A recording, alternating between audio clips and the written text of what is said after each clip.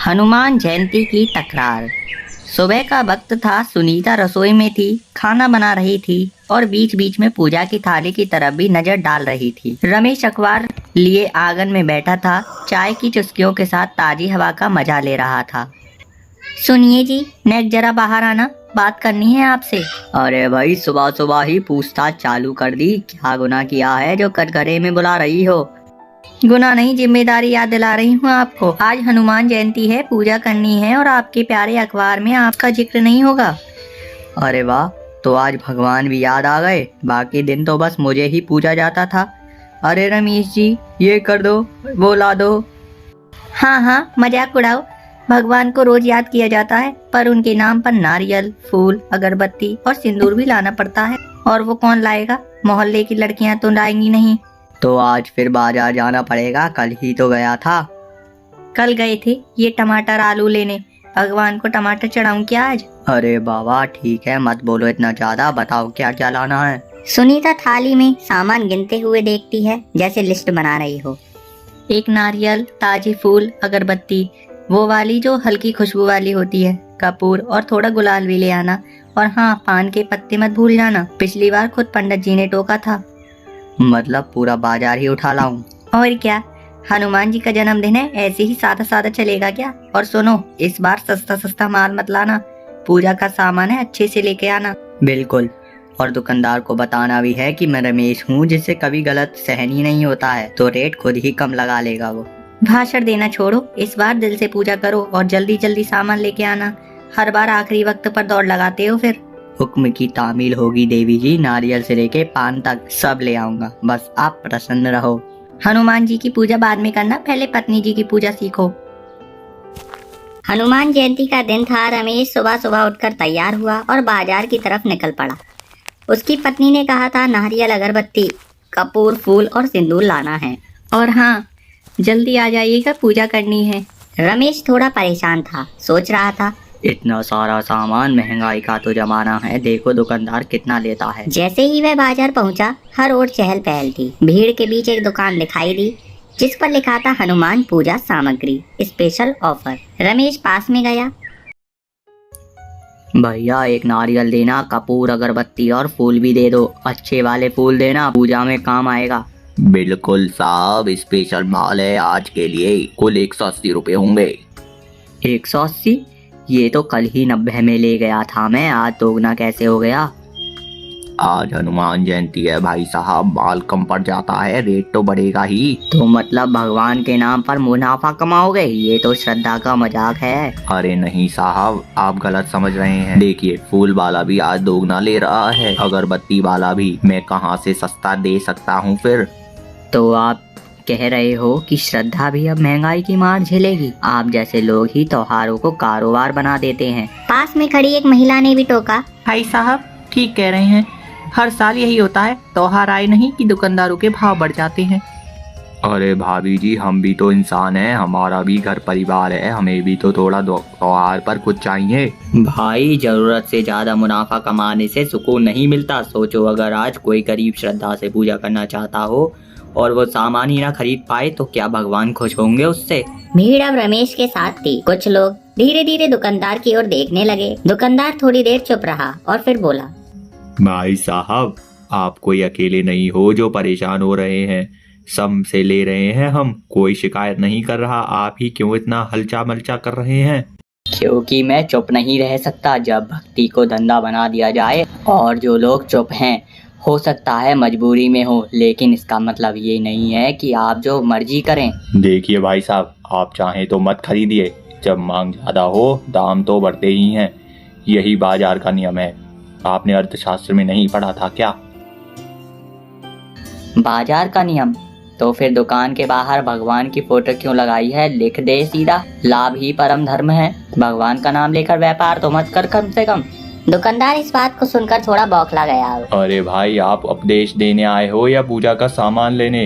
हर चीज में राजनीति और आदर्श घुसेड़ने का क्या मतलब है तुम्हारा? क्यों, सच्ची बात सुनना बुरा लग रहा है? हनुमान जी ने भी रावण से सीधे बात की थी, वो भी बिना डर के। तभी एक नौजवान बोलता है, सही बात है, त्योहार का मतलब होता है सब मिलकर खुशियाँ मनाएं, ना कि गरीब और अमीर में फर्क कर दिया जाए। तो फिर आप ही खोल दो दुकान, सब फ्री में बांट दो, देखता हूँ कितने दिन चलता है आदर्शवाद। जरूरत पड़ी तो खोल लेंगे, और हाँ, तब भगवान की मूर्त सिर्फ दिखावे के लिए नहीं रखेंगे, सेवा के लिए रखेंगे। अब माहौल तमतमाया हुआ था। दुकानदार थोड़ी देर चुप रहा, लेकिन वो भी देख रहा था कि लोगों की सहानुभूति अब रमेश के साथ थी। एक बुजुर्ग आदमी बोलते हैं, बेटा, रमेश की बात कड़वी है मगर सच्ची है। त्योहार दिल से मनाना चाहिए, जेब काट कर नहीं। ठीक है, देखिए बात बढ़ गई है, गलती मेरी भी हो सकती है, लेकिन समझिए हम भी मजबूर हैं। मजबूरी तब होती है जब रास्ता ना हो, ये तो लालच है, और त्योहारों पर लालच अच्छा नहीं लगता भाई। दुकानदार थोड़ी देर चुप खड़ा रहा, चेहरे पर झप साफ दिखाई दे रही थी। उसने पानी की बोतल उठाई, एक घुट पिया, फिर गहरी सांस लेकर बोला, देखिए साहब, मैं मानता हूँ आज मैं थोड़ा ज्यादा ले रहा था, लेकिन हर बार ऐसा नहीं होता। त्योहार के दिन मेहनत ज्यादा होती है तो सोचा थोड़ा फायदा उठा लूं, पर शायद तरीका गलत था मेरा। तो अब समझ आया, जब लोग जुट हुए तो अकल आ गई तेरे में।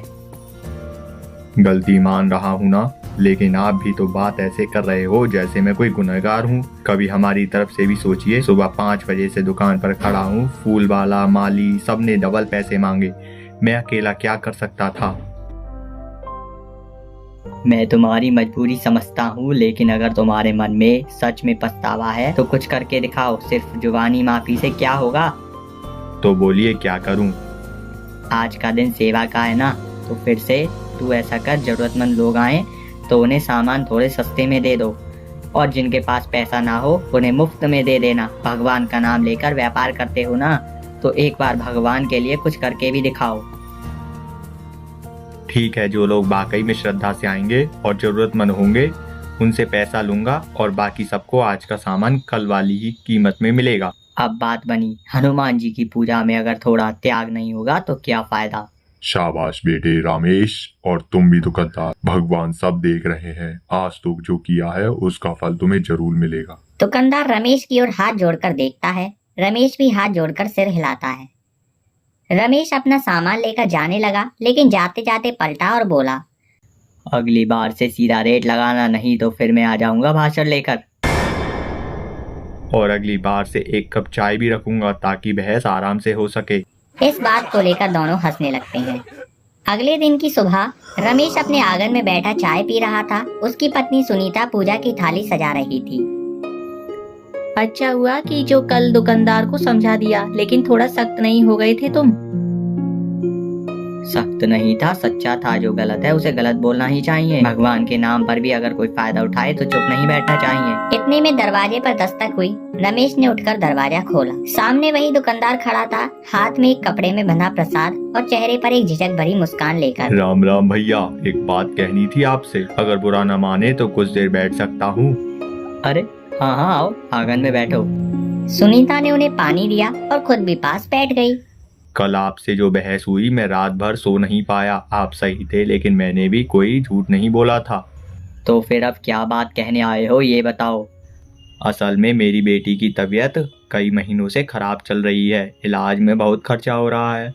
त्योहार का दिन देखकर मैंने सोचा शायद कुछ एक्स्ट्रा कमा लूं ताकि उसके लिए दवाइयाँ खरीद सकूं। सुनीता की आंखें इस बात को सुनकर भर गईं। उसने धीरे से रमेश की तरफ देखा। आपने ये बात कल क्यों नहीं बताई? क्योंकि आदत हो गई है सबको ये सोचने की दुकानदार मतलब सिर्फ मुनाफा। कोई हमारी मजबूरी को समझता ही नहीं, और बताने से भी डर लगता है कहीं लोग इसे भी बहाना न समझ ले। रमेश चुप हो गया। अब उसकी आंखों में कठोरता की जगह समझदारी और सहानुभूति थी। तुम्हारी जगह मैं होता तो शायद मैं भी वही करता। आपने तो सही किया, लेकिन हमें भी समझने में चूक हो गई। भगवान की भक्ति सिर्फ पूजा नहीं, किसी की मदद करना भी होती है। माफ करना भाई, मैं तुम्हारी मजबूरी समझ नहीं पाया। एक काम करो, अपनी बेटी के इलाज का खर्चा कुछ हद तक मैं और मेरे दोस्त मिलकर उठाएंगे, बाकी तुम दुकान से मेहनत से निकाल लेना। लेकिन अब कोई मजबूरी हो तो छुपाना मत। दुकानदार की आंखों में आंसू थे। उसने हाथ जोड़ दिए। भगवान आप दोनों को खुश रखे। कल जो आपसे डांट खाई वही मेरी सबसे बड़ी दौलत बन गई। तो दोस्तों, आपको ये वीडियो कैसी लगी कमेंट सेक्शन में जरूर बताइएगा। यदि आपके पास भी ऐसे ही दुकानदार हों तो आप कृपया उनकी मदद कीजिए। यदि आपके पास उनके लिए मदद करने के लिए रुपये नहीं हैं तो फिर आप हमसे कांटेक्ट कीजिए, हम आपकी ज़रूर हेल्प करेंगे।